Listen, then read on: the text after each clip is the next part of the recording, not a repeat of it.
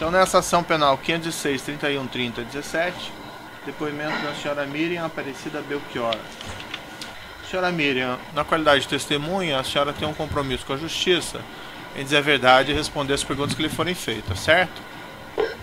Correto. Eu vou advertir a senhora por força de lei que, se a senhora faltar com a verdade, a senhora fica sujeita a um processo criminal, certo?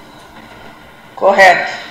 Dito isso, eu passo a palavra à defesa do senhor Luiz Inácio Lula Silva, que arrolou a senhora com testemunho.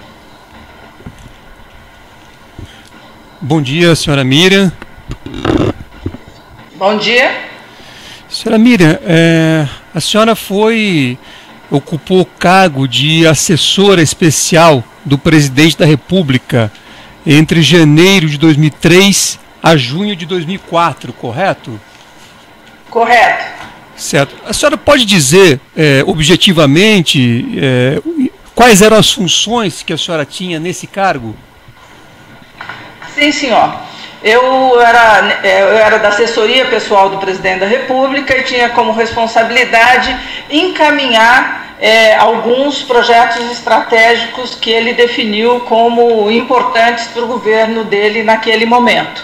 Então, eu fui, por exemplo, a coordenadora do processo de criação do programa Bolsa Família e uma série de outros projetos estratégicos do governo do presidente Lula. Correto. E, posteriormente, a senhora também foi subchefe de articulação e monitoramento da Casa Civil da Presidência da República, correto? Exatamente. Entre mais ou menos junho de 2004 até dezembro de 2010. Nesse local, no início de 2004, o presidente estabeleceu as principais metas do seu governo, denominadas metas presidenciais, e a subchefia que eu ocupei foi criada exatamente para monitorar a execução dessas metas prioritárias. Grandes projetos de infraestrutura, projetos sociais, de desenvolvimento econômico, de responsabilidade dos vários ministérios, que cabia à minha subchefia acompanhar, ajudá-los no que fosse necessário, mas acompanhar para verificar se a execução corria como deveria. Correto. E nesses cargos que a senhora ocupou durante o governo do ex-presidente Lula, a senhora, por conta desses cargos, tinha um contato mais frequente com o presidente Lula? Sim, tinha um contato bastante frequente com ele. Eu participava das reuniões em que eram discutidos os temas que eu acompanhava. Correto. E alguma vez a senhora presenciou ou teve notícia de alguma conduta do ex-presidente Lula que pudesse sugerir uma ilegalidade, enfim, alguma situação indevida para o cargo? Não, em nenhuma ocasião eu vi isso acontecer. Pelo contrário, o que eu vi sempre é uma preocupação do presidente com a conformidade das ações de governo, e para isso ele fortaleceu várias instituições federais que trabalhavam com isso, como a CGU, a Polícia Federal, entre outras. Correto. A senhora também a senhora integrou o Conselho de Administração da Petrobras, correto? Correto. Entre abril de 2011, julho de 2011 e abril de 2015. Correto. Já depois do governo do presidente Lula. Correto. E a senhora sabe dizer se a gestão da Petrobras era feita pelos diretores da companhia, nos termos do Estatuto e da Lei das SAs? Sim, com certeza. Cabia a nós do Conselho de Administração estabelecer as grandes diretrizes estratégicas da companhia, acompanhar o desenvolvimento dos principais projetos, da curva de produção, dos indicadores econômicos financeiros, validar as demonstrações contábeis, mas o dia a dia da companhia era tocado pela diretoria executiva, que é composta pela presidente da companhia, à época, e os diretores responsáveis por cada uma das áreas. Correto. E a senhora sabe dizer se a Petrobras dispõe de um sistema de ouvidoria, auditoria interna, auditoria externa, enfim, de um sistema de controle? Sim, a Petrobras é uma companhia gigante, são mais de 80 mil empregados diretos, cerca de 300 mil, não sei hoje quantos são, na época que eu era do conselho, mais de 300 mil prestadores de serviço diretos à companhia.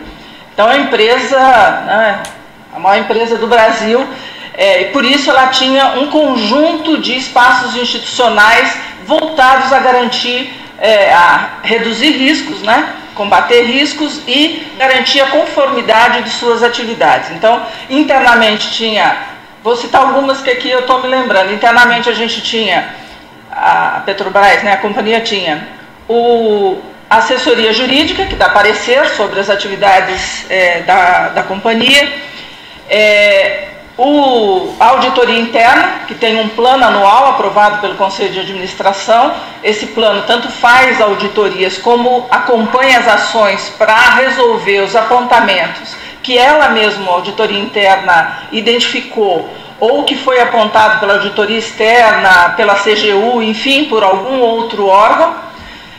Tinha os comitês de negócios, os seus subcomitês, que eram espaços institucionais compostos por membros das diversas diretorias para analisar os projetos de outras diretorias, de tal forma que não ficasse apenas para uma diretoria ela resolver tudo sozinha. Então ali se verificaria o mérito de uma nova ação que uma diretoria específica estivesse propondo.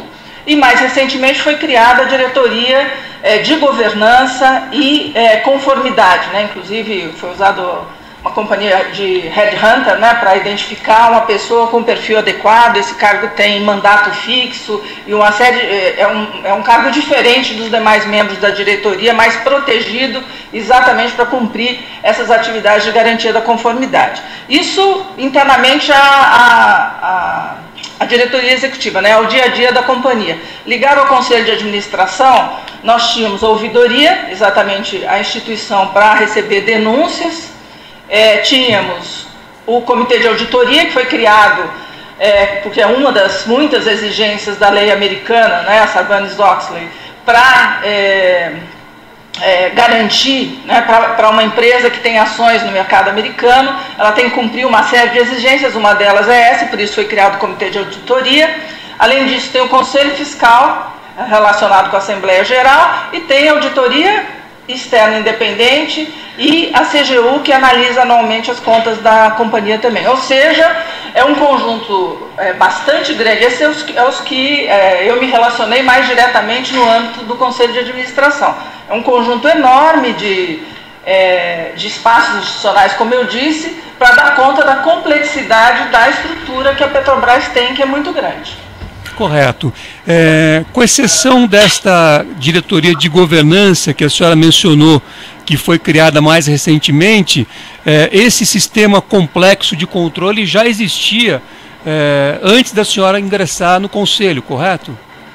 Exatamente, todos eles já existiam e eu participei deles ou me relacionei com eles no âmbito do Conselho de Administração.